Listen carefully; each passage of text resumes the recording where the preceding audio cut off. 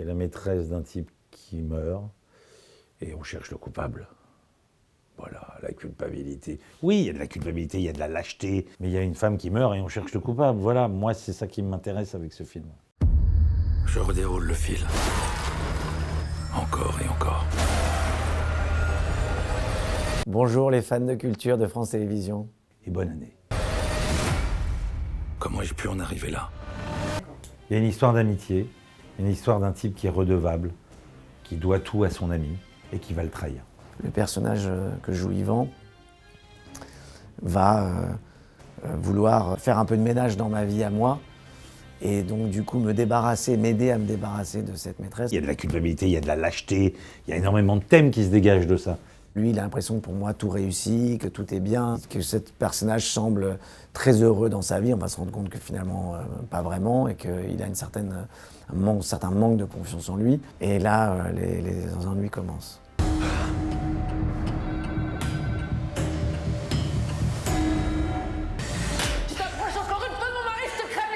C'est parce que je sortais de comédie et je me suis dit j'ai envie de faire un thriller. J'avais envie de me dire comment ça fonctionne, comment aussi on filme un accident, comment on crée une atmosphère.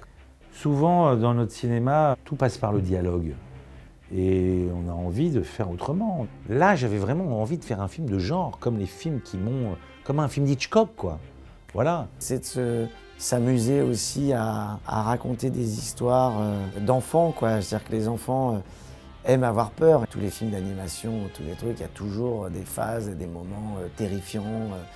On se demande pourquoi, même dans Bambi, il y a des scènes aussi glauques. J'avais envie de faire un thriller, un film haletant, avec du suspense, voilà quoi. On a ce plaisir en tant que metteur en scène, en tant que scénariste, des fois, de raconter des choses qui font un peu peur. Je ne suis pas un spécialiste de tout ça, je ne fais pas une analyse du thriller en général ou dans notre pays, etc. J'en ai fait un. Je ne sais pas, j'ai l'impression qu'on n'en fait plus beaucoup, justement. Ou que peut-être c'est réservé aux plateformes, ou j'en sais rien.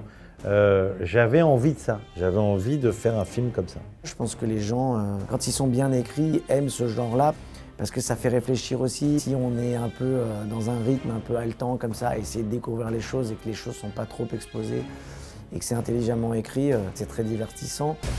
J'y crois pas une seule seconde. Delphine est incapable de ça. Regarde-moi, tu doutes de moi? Non, non. C'est qui alors? J'y crois et j'y crois pas. Je crois qu'on a quand même un libre arbitre qui fait qu'on prend sa vie en main. Moi, je crois beaucoup au destin, je crois beaucoup au karma aussi, je crois beaucoup au fait que la merde qu'on envoie, on se la reprend un jour dans la tronche, ça c'est sûr.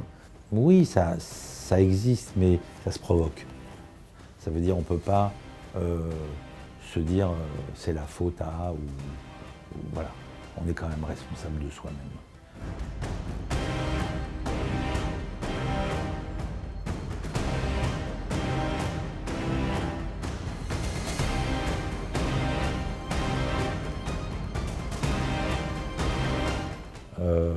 La culture, ça vous fait avancer, progresser, voyager, grandir. Je pense que c'est extrêmement important pour les gens, pour le public, d'être diverti, de pouvoir voyager à travers une peinture, à travers un livre, à travers une musique, à travers un film. Et c'est à la portée de tous et de tout le monde et tout le temps.